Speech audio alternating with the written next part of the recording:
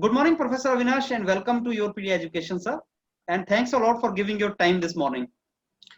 Thank you, Vijadarji. I'm very happy to be on your show, on Yourpedia, and talk about some of my journey in my profession.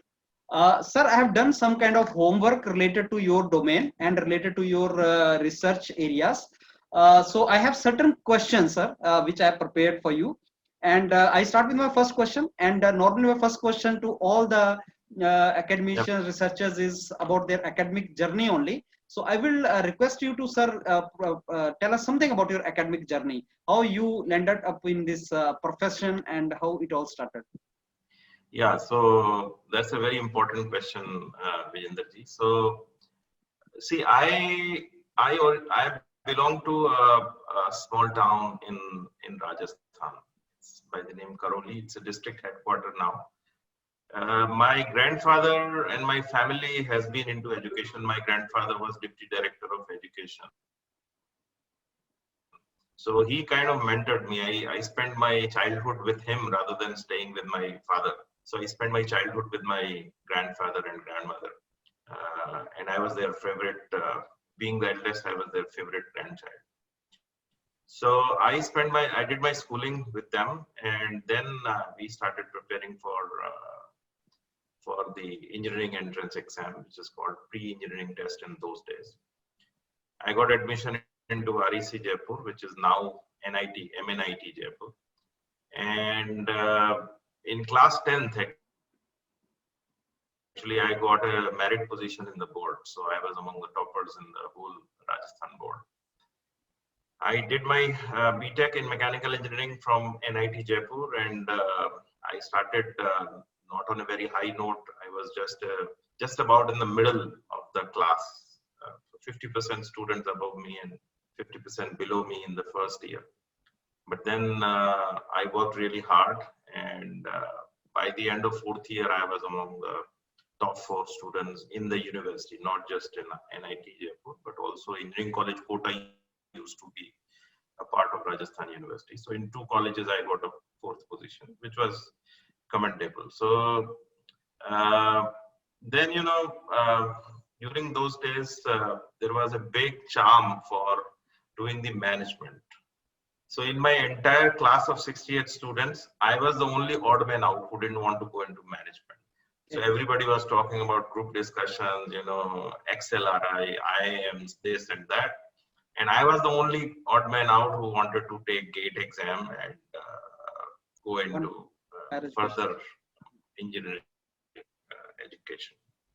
So I appeared in GATE, qualified GATE, got admission in IIT Delhi, and then joined a master's program. But one of my hidden desire was to actually compete in civil services. So I wanted to have continue with my master's degree and also prepare for civil services. So I got admission in IIT Delhi, completed my master's degree in 1.5 years. Then I asked my supervisor that, sir, I want to continue with PhD because I also wanted to take more civil services exam attempts. So he was very happy with my performance in master's program. In spite of everything, I was among the toppers. I was, I think, second topper of my batch in masters. So I got admission in PhD program, and I also started giving the civil services. I went up to interview stage. But then, being from Rajasthan and being responsible for what I'm doing, I really could not take my attention off my technical program. That means my master's and PhD. I did focus on them in a disproportionate manner. I was very focused on my PhD as well. So as a result, of course, I did not qualify for civil services, but I finished my PhD in 2.5 years, which is sort of a record. So I finished my master's and PhD from IIT Delhi in 4 years' time, which I think probably is a record in mechanical engineering domains. And fortunately for me, my supervisor gave me a lot of freedom, Professor L.M. Das. And I was lucky that without even applying, as soon as I submitted my thesis, I was called by IIT Delhi, IIT Kanpur to come and give a seminar. I came here, this was I think around 10th August 1999. I submitted my thesis on 2nd August 99, came here on 10th August, and the head of the department at that time, he offered me a position that, okay, please join from tomorrow. Okay. But before that, I had got 2 postdoctoral offers from United States without even, without even trying hard. It is just like by sheer chance of luck from top places in the world. For example, one was offered by Professor Bharat Bhushan, who was from University of Ohio in nanotribology area, and the other one was from University of Wisconsin Engine Research Center, which is the best place in the engine research. So I was a little confused. I did not know at that time too much about these places, and I've never thought that I will go to United States and will become a professor at that time. I mean, my dreams were limited to either becoming IAS officer or go to REC Jaipur to become a lecturer. So this was sort of an unexpected turn in my career. So I went to my supervisor, sir, these are the offers, what should I do? And then he immediately said, Avinash, what is there to think? I mean, if you're getting an offer from ERC, University of Wisconsin, which is the top place in the world, you should not even think twice. I mean, this question should not have arisen. So that sorted out the issue. And then on 28th August 99, I was in the US for doing my postdoctoral research. So things actually happened very, very fast around that 1 month where I submitted my thesis, came to IIT Kanpur, and then went to United States. So then rest is history. I finished my postdoctoral from there, and I requested IIT Kanpur, head of the department, that sir, I have accepted the offer. If you can kindly wait for me and extend this offer and let me complete my postdoctoral, I give you my word that I will come and join IIT Kanpur. So he said, yeah, why not? Go ahead and we will wait for you. So they renewed the offer.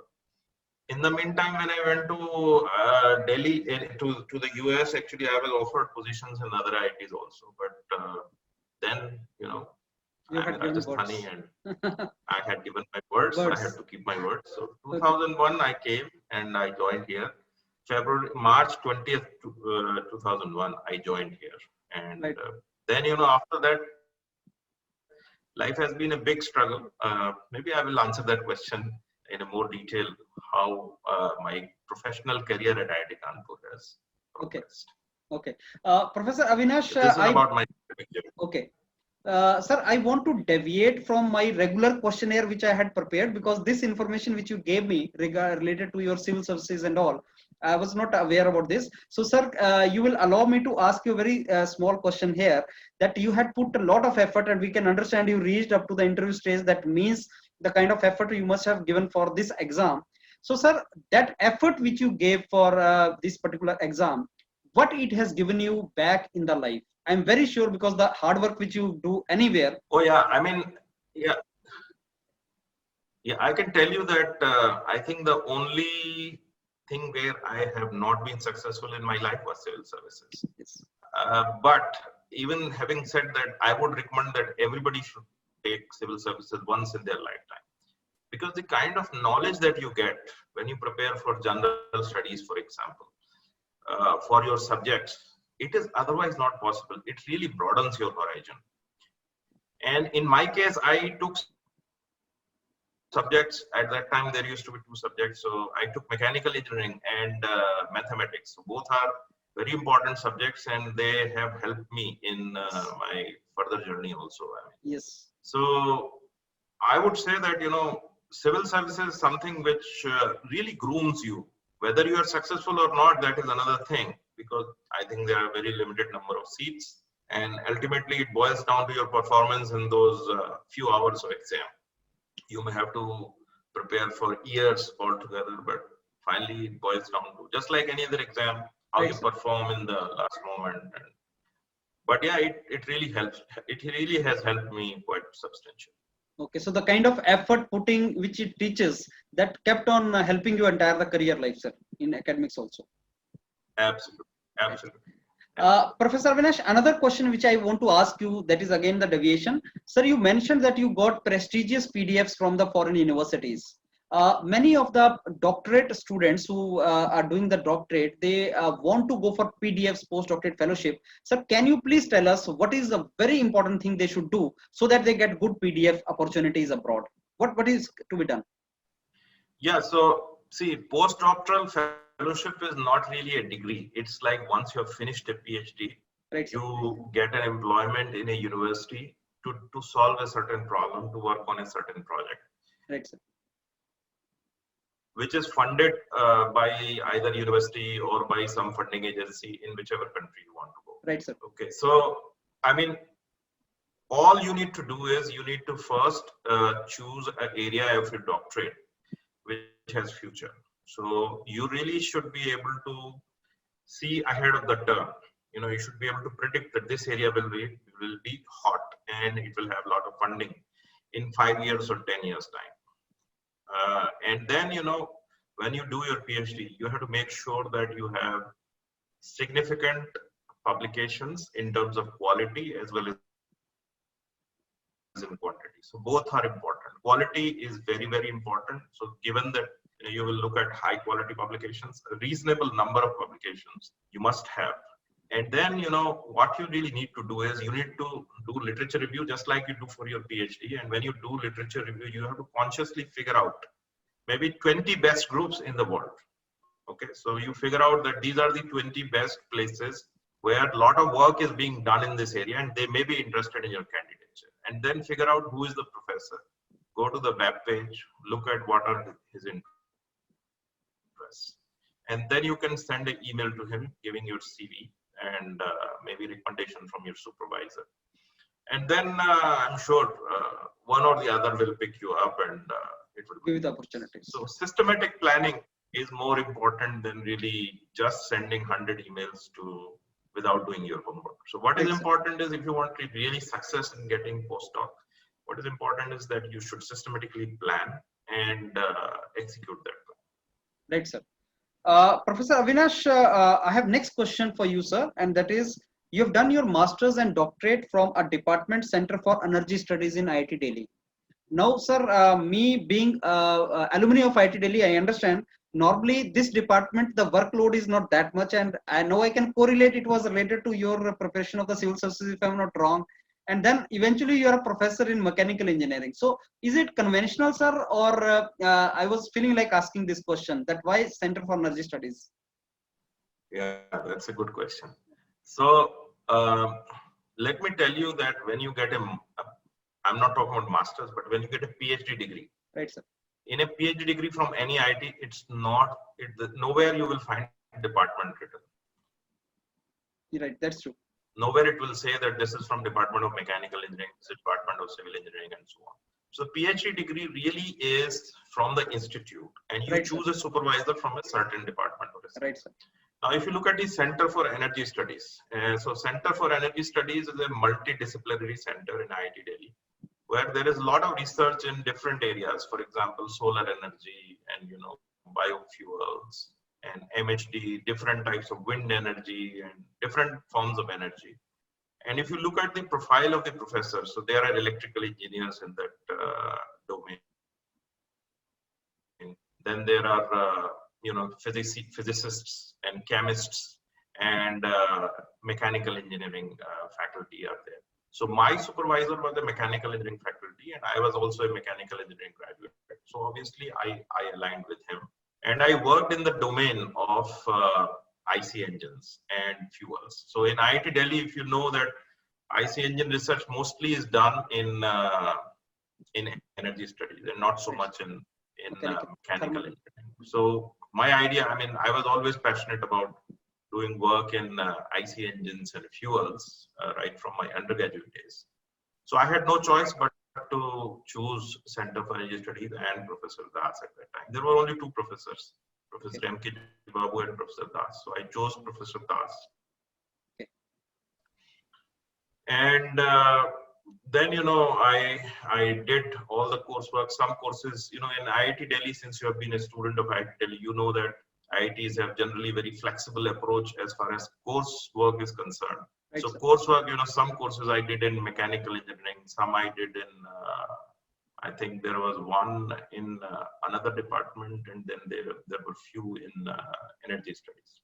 Okay. So I think it really does not matter what center or what department you are graduating Okay. from. What is important in PhD is what is your topic and Yes. which branch it is related to. And the most important thing in PhD is more than institute and more than department is who are you working with, who is your Yes. supervisor. So Yes. as far as PhD is concerned, if somebody has to choose, I'll give the first most important importance to the guide who you are working with. Second is the institute that you are working in.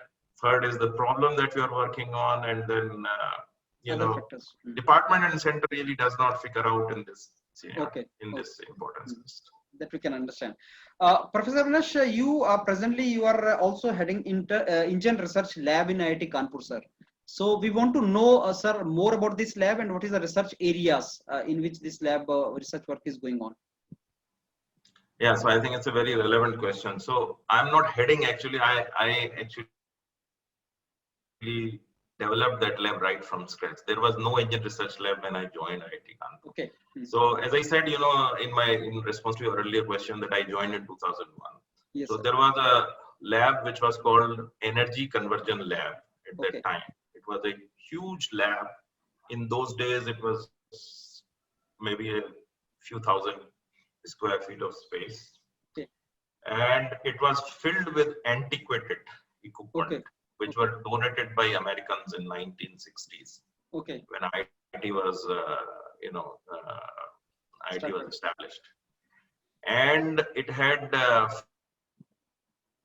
few people who were quite notorious. Many of them had filed a lot of cases on the institute. So it was a very difficult lab. And in fact, sort of in an unofficial manner, this was sort of a dump yard in those days. So I was asked to, there were a couple of other faculty members there associated with that lab. So I was new and I was very impatient and energetic at that time. I wanted to kickstart my research, and then, I was given a piece of space in that lab, and then I started developing, the next problem that I faced was that in those days when I joined, IIT Kanpur used to give an initiation grant of rupees 50,000 to start your career. And then, rest of the things you have to actually arrange on your own. So 50,000 rupees, I got 40,000 rupees worth of a computer because I needed a PC. And then 10,000 rupees I spent on buying a printer. So that's all the research support that I got at that time. And so then you have to find your own money. So I started writing projects, and some projects were given. Later on, the institute gave me some money through some, there was a student strength project came where student strength of IITs was increased, and MHRD gave some bulk grant. So they gave some money from that as well. And then I started establishing the facilities. So 4 years, we were trying to do things, and of course there were a lot of problems because it was having turbo machinery as well as IC engine portion. So in 2005, another new head of the department, we got a new department head, and that head of the department figured out that there is problem because there are people working in different areas in this lab. So he divided the lab equally into turbo machinery lab as well as IC engine lab. So in 2005, officially October 2005, the IC engine lab or engine research labs as such was born. And then after that, once, and I got a free hand after that to work. And then I started getting a lot of grants and projects. 2004, I got my first PhD student. So in the beginning, getting students was also not a problem because other faculty members had a track record to show that their students are doing so well there in this company, that company. For a new incumbent, there is no track record. You have to create your track record, which was kind of difficult in those days. Yes. Infrastructure was not that great in those days. Money was in short supply. So we went through motions, and 2005 onwards, things started improving. And by 2010, we had a lab which was sort of very good lab. And 2012 onwards, I would say 2012 onwards, we had a position where we could easily say that no other academic institution has as much of facilities and infrastructure and equipment and diverse kind of problems, as IIT Kanpur Engine Research Lab. So after that, I think we are one of the best engine research lab. In fact, I will tell you that there is an organization called Large Engine Competence Center in Vienna. Sorry, not in Vienna, in Austria, in Graz. And so there is a very large center. And what they did is they just did a comparison of different engine labs all over the world in academic institutes. Okay, so-called benchmarking exercise. So they benchmarked all the engine labs in the world, and they identified 40 labs all over the world, including United States, Europe, Japan, China, India, everywhere. So depending on the publication record, depending on the kind of projects that they're doing. And then for last, I think 5 or 6 years, we are consistently in that list. There are only 7 labs from Asia. There are about 19 labs from US and some 10, 15 from Europe. And we are consistently there in that list. And we are the only labs from India to be at an international level. And we are consistently, I think we were about 22nd or 23rd in that list.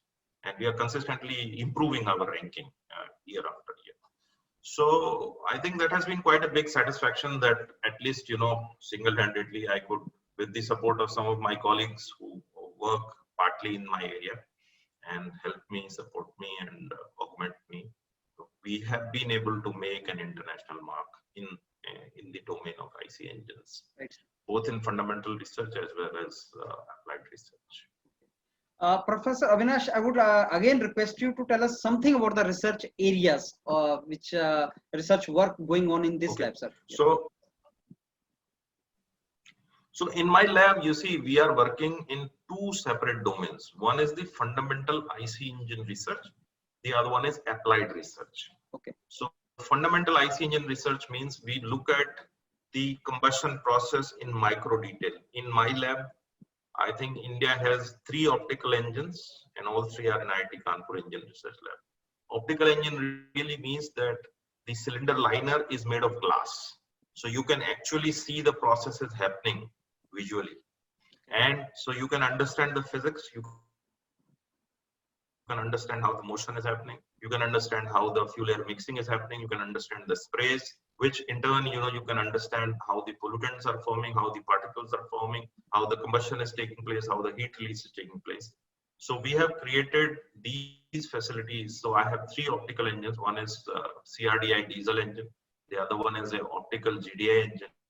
And then the other one, the third one that we have just created very recently, using a very simple, jugaad.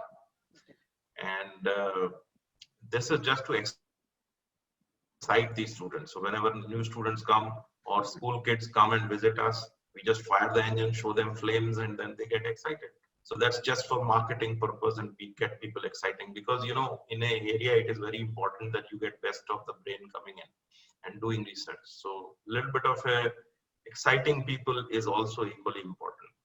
So this is one part where we do a lot of fundamental research. Then second part is applied research. So in the applied research, we look at different kind of fuels. We try to adopt different kind of fuels for the engine. We look at the technologies by which we can control the combustion. We can control the emissions from the engines. We do a large study on the particulate matter. Say, for example, diesel particulate matter that comes out.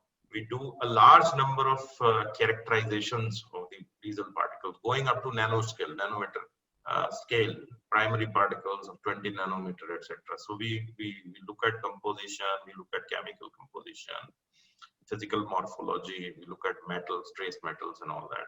Apart from this, we are into different kind of fuels. For example, biodiesel. We did a huge projects on biodiesel. So between 2005 to 2012-13, there was a lot of stress on biodiesel. We have developed a biodiesel pilot plant for KVIC, Khadi and Village Industries Commission, and we transferred the technology so that biodiesel could be produced by villages there itself without really going into cities or without transporting the material. So we patented that, gave the technology.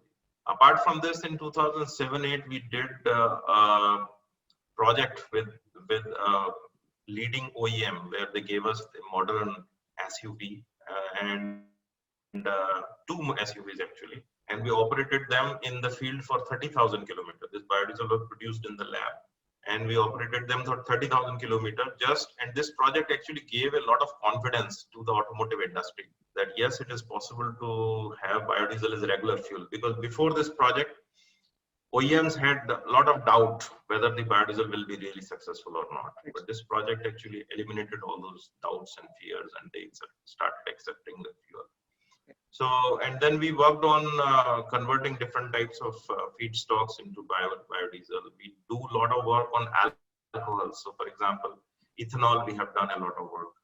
Biobutanol, we have done a lot of work. And now, currently, we are doing a lot of work. In fact, 50% or more attention in my lab now is being given to methanol. So we are collaborating with Niti Aayog. We are directly working under the guidance of Niti Aayog, Dr. V.K. Saraswat, where we are trying to develop methanol fueled engines for different sectors, also DME fueled engines for different sectors. For example, we have been now asked to develop a 100 and 125 cc motorcycle engine with one of the automotive manufacturer, one of the two biggest two-wheeler manufacturer in India, to develop this M15, 15% methanol, 85% gasoline two-wheeler, carbureted two-wheeler. We are working with another very popular motorcycle manufacturer to develop a 350cc M85 engine. That means 85% methanol, 15% diesel. We are also working, we have just recently completed a project where we attempted to develop a methanol fueled locomotive engine, railway locomotive engine. So we did a part of the project. Second part is still under evaluation. If it is given, we'll be able to demonstrate that also. Other than this, we are working with a car manufacturer to again develop M15 fueled engine. We are working with a tractor manufacturer to develop first dimethyl ether based tractor engine, and this we are hoping to bring out a commercial product within a year and a half. So now, the research that we used to do till 2015 was more basic, more solo. We used to be on our own, just publish some papers, graduate some students, this and that, and then be happy about it. But 2015 onwards, we have changed our strategy, and now we work with the automotive manufacturers. So now many of the OEMs are part of the research that goes on in my lab. And I think we are trying to help the industry, and that is what the country expects. That whatever work we are doing in the labs, that should get translated somewhere. It should not be just limited to publishing papers and graduating students. Professor Avinash, so I'm also very happy, I'm also very happy that whatever work we have done so far. So if you look at the next generation of the engine researchers, so if you look at most of the IITs have one or the other student from my group who is leading who has established a engine research lab there and leading the IC engine research. IC engine research, if you look at IC engine research, before my generation, there was hardly anybody.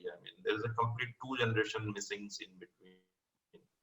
So now the next generation, we have, my students are now faculty in IIT Kharagpur, IIT Ropar, IIT Mandi, IIT Bhilai, and so on, and many other academic institutes. And so now the next generation is going out there and trying to explore and support the Indian automotive industry and connect the Indian automotive industry with the academia. So that I think is a big and significant achievement of these last 20 years. Very true, sir. Professor Avinash, I wanted to ask you, sir, like today we talk about electric engines and all these new technologies which are coming up. So what is the challenge for internal combustion engine based upon even alternate fuels in that particular situation? Yeah, I think I can spend 2 hours on this. It's Okay. a very important question. Okay. But let me tell you, I mean, just a simple answer I will give you. The electric vehicles are not new to India. The electric vehicles have been around for at least 35 years, 35 years. You remember Mahindra Reva? Yeah, I know. Yes. So Mahindra Reva was a Was company electric. established Yeah. by Sri Chaitanya ji in Bangalore. I think their sales figures were 20 years, they could sell 6,500 vehicles. Okay. And then after it was taken over by Mahindra, and I think the sales figures were same, 6,000, 6,500, 7,000 in 10 years. Mhm. So currently, you know, India has 22 crore vehicles, registered vehicles, and it is growing very fast. Yeah. Year on year growth is 5-6%. So when you have a 5% growth rate, that means you have to push in about 1 crore vehicles, which include 70%, 70% two-wheelers, three-wheelers, car, bus, trucks. So in a market where you are pushing 1 crore vehicles per year, if you sell 350, 500, now all these companies have made investments, huge investments in making EV because government wants them. The government can really wish, and I think it's the duty of the government to provide, you know, whatever they think is right. So I mean, Tata has just rolled out 1,000 vehicle EV. But the bigger question here is that you can produce, no problem. Nobody stops you from that. Bigger question is whether people will buy it. Yes. If people are not going to buy it, then there is going to be a serious problem. And in India, the thing is that, you know, the cost, first of all, the initial cost is 2 times the IC engine car. People generally in a family have only one car. Yes. You cannot have one car just for intercity transport with a range of 100 kilometer and another car for going to 500 kilometer distance. And so there are issues, and the performance is suboptimal as of now. Battery needs to be changed after 5 years or so. Some people are giving 10 years warranty. I'm not sure whether that will be really successful. We have to see. Once you have to change the battery, the half of the cost of the vehicle is actually battery cost. So if, I mean, there are enough studies in the open literature, if you which have compared the cost of ownership, total cost of ownership of a IC engine car versus battery car. And there are enough studies showing that if you have a small car, the cost of ownership will be 40% higher in case of battery electric vehicle compared to IC engine. If it is a SUV, it will be 60% higher. Now, in India, you know, people are very price conscious. Why would you care about anything else other than the cost of running a vehicle? So all these projections that, you know, battery electric vehicles are cheaper to operate and initial cost, and, you know, they are clean. These are all marketed perceptions that is being sold to people. Okay, I can demolish all these claims. They are not clean. How are you getting electricity? 85% of the electricity still comes from coal power plant, thermal power plant. What is the overall efficiency in India? 20-25%. Yes. So these are the things that, you know, government wants to push it because some people have told some people that, you know, it's good. I did some calculations and I found that, you know, by 2030, some people have come out with it. Government of India has come out with this mission that by 2030 they want to have 30% electrification of the road transport. I did some calculations based on the numbers that number of registered vehicles and how much cost will be there and how much new business opportunity it will create. And I found that this is a new business opportunity of 50 lakh crore rupees. So that means 2020, 2030. So every year you are creating a 5 lakh crore extra business opportunity with no perceived benefit. You will never be able to displace IC engine in trucks, buses, locomotives. Locomotives, of course, they are electrifying, and I have written about it. Ships, so all these gensets, etc. So you are talking about only two-wheelers and also about cars when you say electrification. So there is a challenge. Definitely, I would not say it is not a challenge, but you know, these are some of the minor irritants. With time, 2, 3, 5 years, this will also fade away, just like many other things have faded away with time. IC engine is here to stay, and I really invite all the young guys who will listen to this video to take up IC engine as their research career. It's alive and kicking, and will continue to do so for at least next 50 years. Okay, and so they can really come here. We need really bright people who can come here, invest their time, make the engines more efficient, make the engines more cleaner, so that we can take on any other threat, not just BEV, any other threat can be taken on. This is really a proven technology. 120 years of refinement has gone into it. It's not very easy to displace as it is made out to be. Okay, that's great, Professor Avinash. Sir, you have got many prestigious awards, like Young Scientist Award, Young Teachers Award, and prestigious Swaroop Bhatnagar Award, Shanti Swaroop Bhatnagar Award.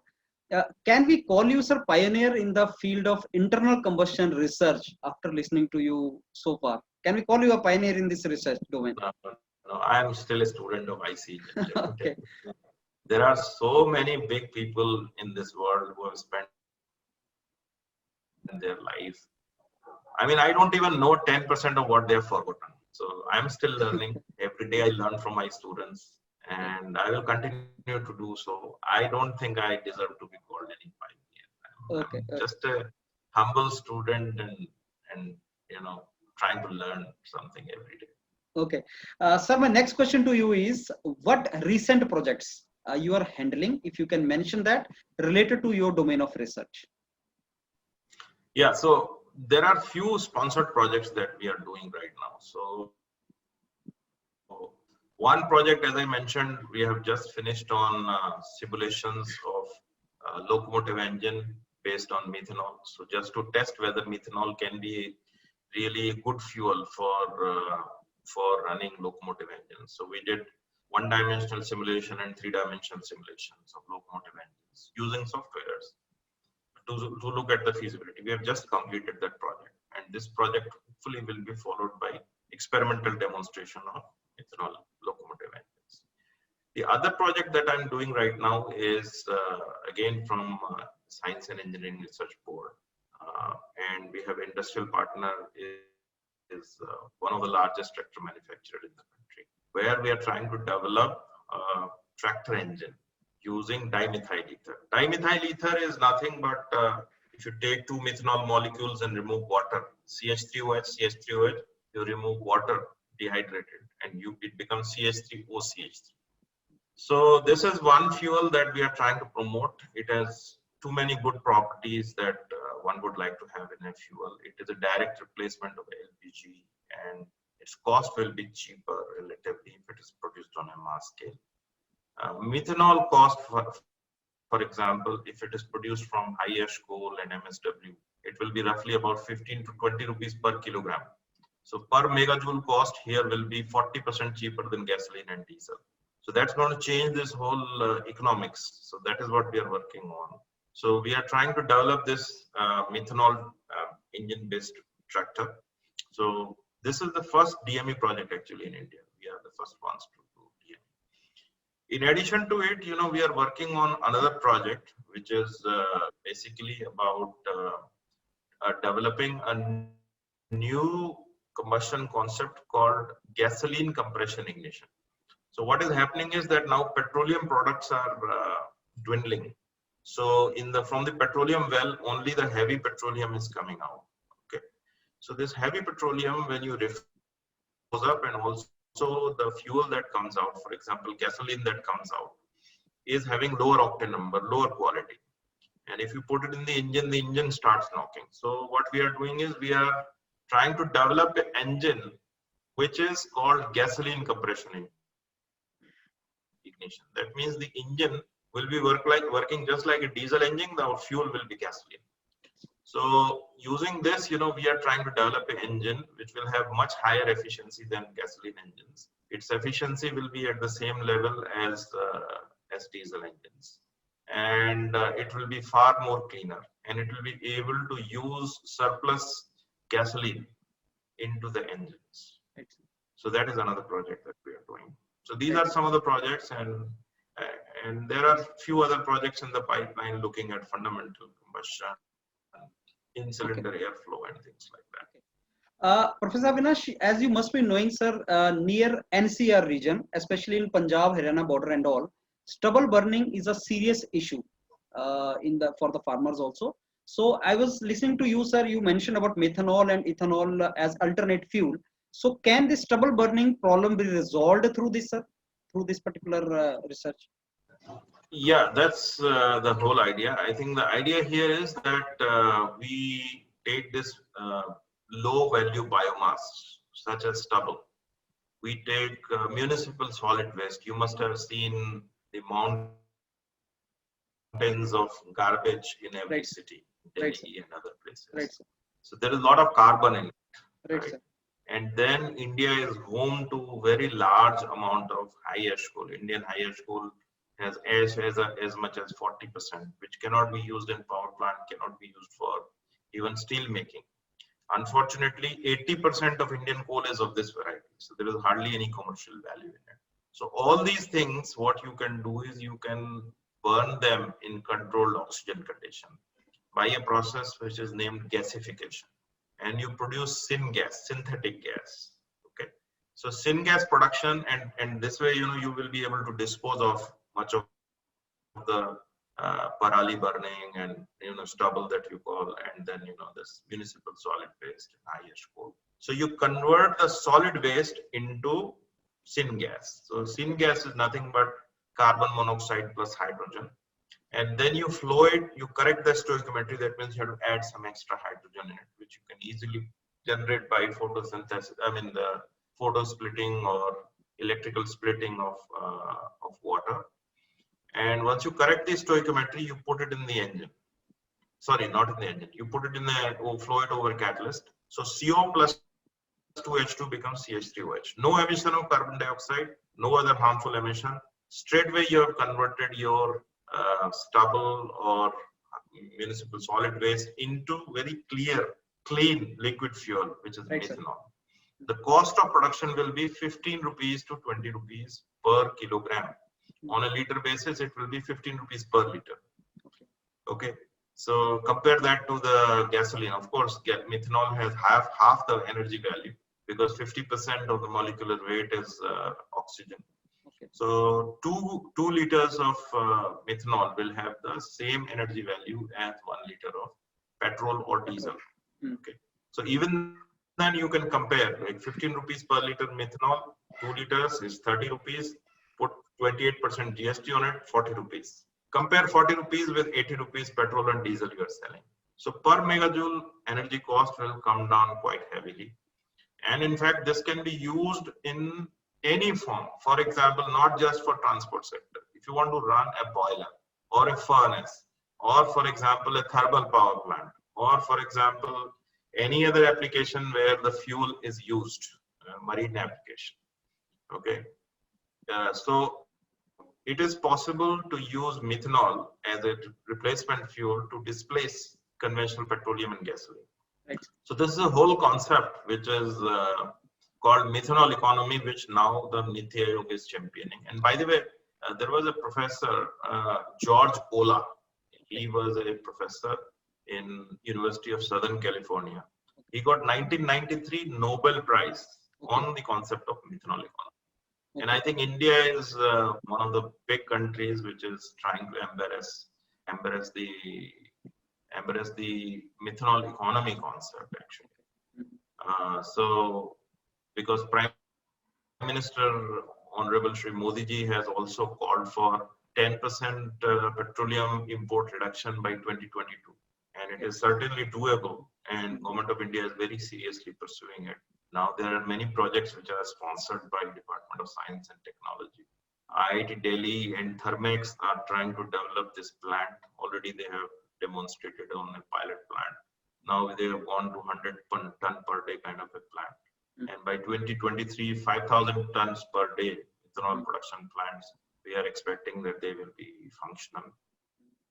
IIT Kanpur is looking at the utilization side of it. Indian Oil Corporation is looking at distribution side of it. There are many committees in Niti Aayog, and I think I'm at least watching the Indian scenario for last 25 years very carefully.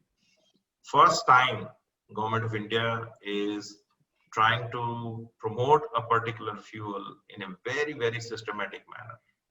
And there are at least 300 intellectuals participating and planning everything rather than just a small number of secretaries of Government of India. These are all intellectual inputs taken from industry, from academia, from policy making. So almost everybody has come on board under the guidance of Niti Aayog, and then it is being planned. So that's a very positive step forward. An appreciable effort by Government of India and also by Niti Aayog. Sir, you keep on visiting various universities abroad. You are going to different universities. And one of the question I have, sir, is like Indian students, when they think of going for higher education, let's say master's program or doctorate program, they tend to compare the facilities in India, IIT system abroad and all. I would like to ask you, sir, what is the difference between the research ecosystem, research facilities in Indian universities, Indian institutes like IITs and abroad where you visit? So I assume that when you are saying abroad, you are saying top universities in abroad. Yes, yes, sir. Not the medium university. Yes, sir. So of course, the university system abroad is quite mature because many of the universities abroad, top universities abroad, have a huge history, maybe 150, 200 years. Some universities even have 500, 600 years of history. Whereas IIT system has only 60 years of history. So, and of course, the budget of IIT system is very small. If you look at the Government of India budget allocation for entire IIT system, it may be few thousand crores, right? It may be about 100 million, 150 million dollars. If you go abroad, I mean, even a single university would have much larger budgets. So ultimately, you know, it boils down to how much money you can invest and what kind of manpower you have. In India, we are fortunate. Our people are very smart and they have good brain power. But as far as the instrumental infrastructure and research infrastructure is concerned, which invariably we have to import in US dollars, that's where we lag behind. So the infrastructure, research infrastructure in Indian, in IITs and other leading universities is lagging behind. India as such has nice brain power, very competent people, but as a country, we have not been able to exploit that brain power. And the reason is that in the name of research, if you look at how much money we invest, how much fraction of the GDP we invest in research, I think the fraction of money that we invest in R&D and also in education in India will be among the lowest in the world among comparable countries. You should not compare yourself with African countries, but any good country, if you look at the fraction of money that is invested, is very less. And this is where I think if Government of India takes a note and start investing more money in the research and also in the infrastructure, I think this will be an investment for long term. The other point is that the other difference that I see between the foreign universities and Indian universities and IIT is that the industry, you know, foreign universities work hand in hand with the industry. They take the industrial problem, give them complete solution. Whereas Indian universities and IITs are not doing that much at that level. We still have a long way to go. We still have to learn to speak the language of the industry, which the industry understands.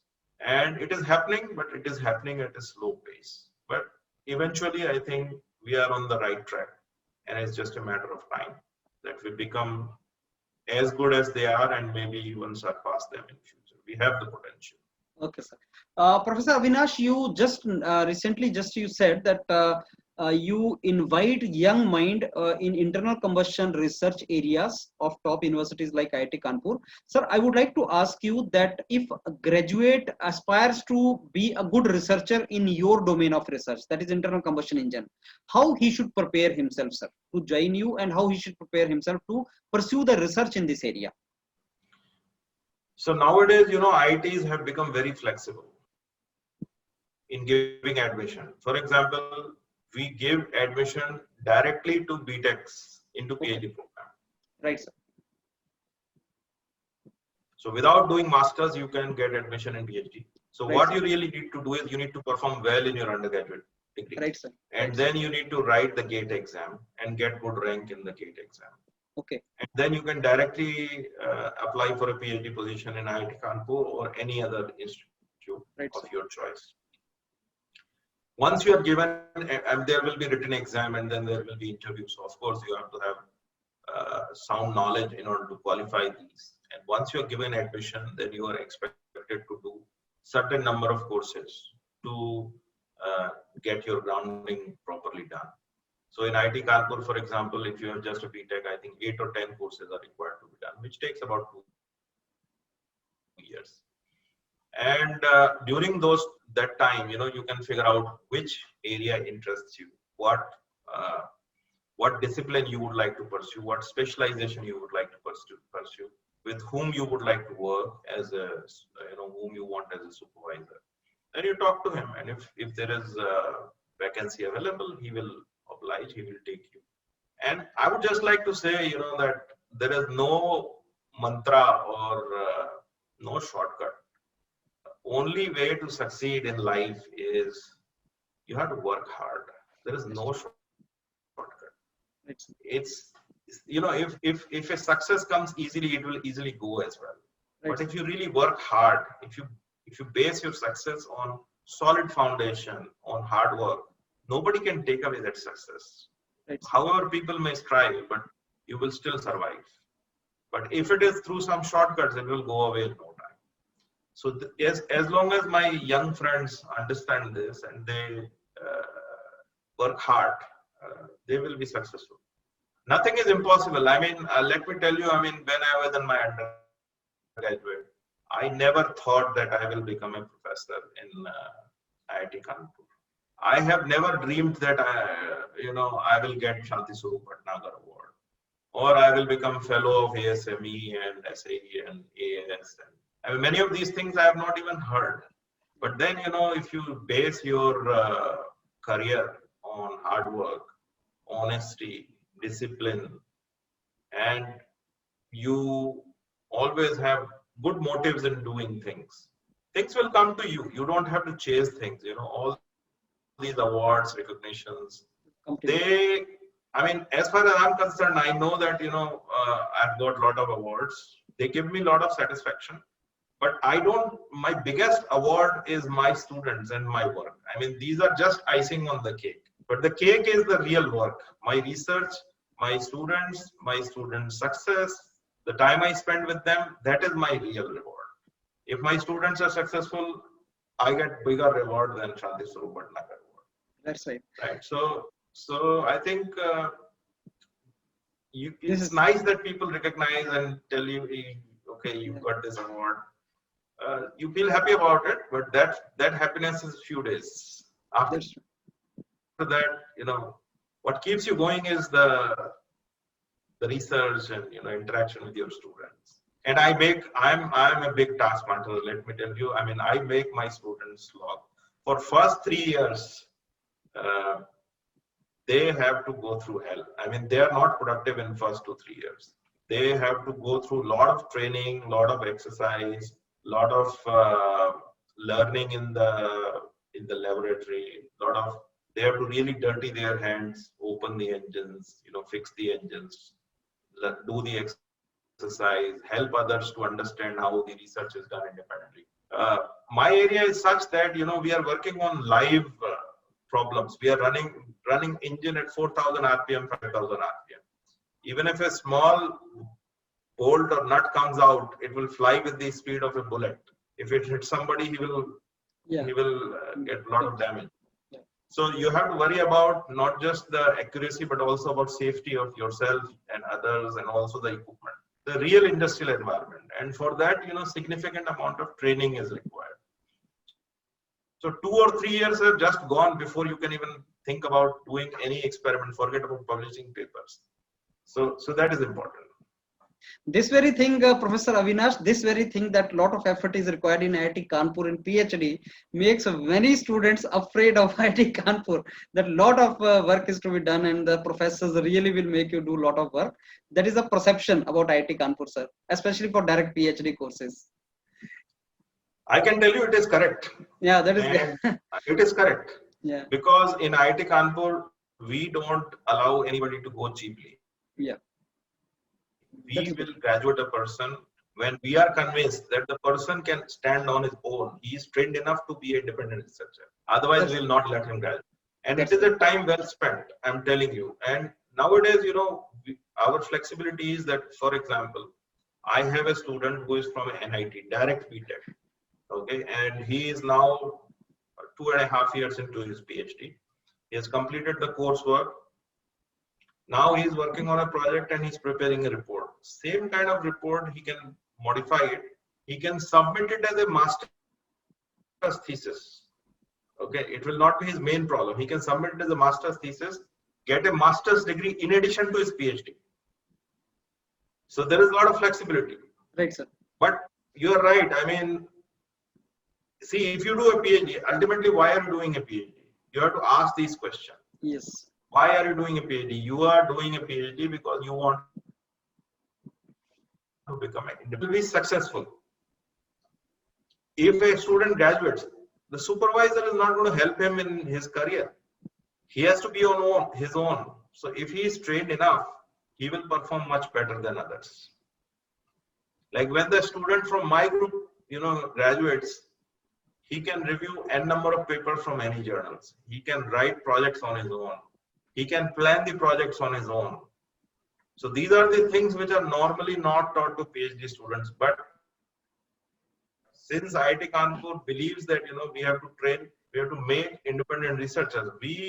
I and my colleagues really focus on these aspects to train the students in this manner, so that they become independent researchers. And if you look at any IIT, for example, the largest number of faculty members will be PhD from IIT Kanpur.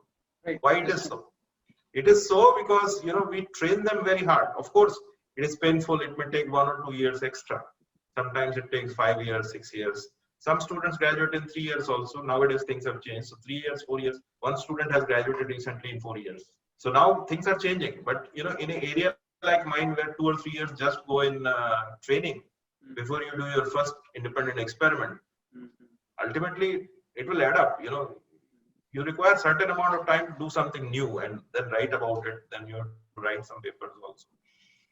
Only then you get a postdoc. So it's just a question of planning it very well. And ultimately, you have to ask this question: what really you want? I can tell you that from my PhD thesis, which I did in IIT Delhi, I was very successful in publishing 4 ASME transition papers, which is quite high according to the standards of those times, right? In IIT Kanpur, none of my PhD student has graduated without 10 papers, minimum 10 papers. So some people have even more. So of course, I mean, it depends on supervisor to supervisor. And I'm not talking that these are 10 papers are low quality papers. These are high quality papers in ASME transactions, in SAE transactions, in top Elsevier journals. So numbers does not mean that the quality is compromised. Quality is fixed. It's a standard quality papers. Numbers are high, and that you can get only when you make effort, and effort in large quantity. Right. More effort. Right. Professor Avinash, there is a course called MS course also, sir. So how it is Yeah. different from MTech course? That awareness is very less among students. So can you tell about that also, sir? Yeah, so IIT Kanpur has also started offering this MS course. So the idea of MS course is that in MS course, the number of courses that the student has to do is less, and the thesis duration is longer. So it is like a mini PhD kind of a course in those lines where thesis is longer. Okay, so that's the difference. Okay, But you so can, but it offers the similar kind of career opportunities as yeah, MTech offers. yeah, that's right. Okay. So my last question, Professor Avinash, I have taken your lot of time. My last question to you is, sir, any advice to the future researchers, academicians, entrepreneurs from your side?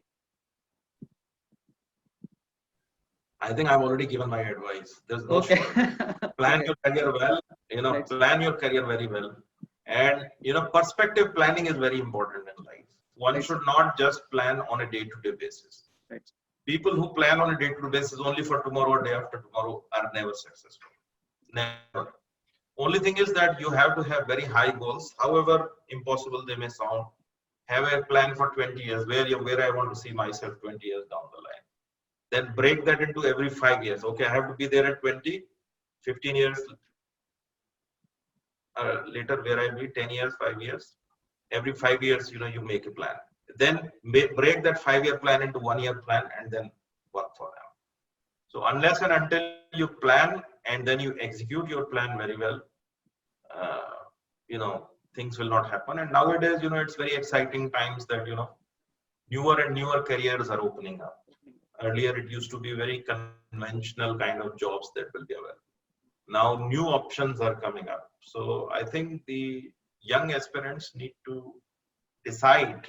Now, people don't do job just for earning or living. I can just tell you one thing, and also to my young friends, that 95% people in this world do the job, but they don't enjoy it. That's true. Only 5% people do the job that they enjoy. For example, I enjoy my job. This is my hobby to interact with young students, do research and all that. You don't get paid for doing a hobby. So, Yes. I mean, I will still pursue the same thing even if I'm not paid. So if you are pursuing a hobby for which you are getting paid, what better thing it could be? So significant amount of time of the day is spent in the job. Seek a job where you enjoy, because that's what is your life. That's Okay, just one piece of advice. And then,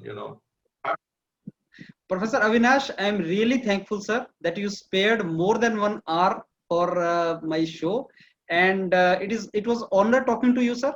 And I'm very sure whatever informations you have provided, they are of immense help and they are of immense importance for many youngsters, many students who aspire to pursue their career in research and academics. Thanks a lot, sir. Thank you. Thank you very much. Thank you. Thank you very much.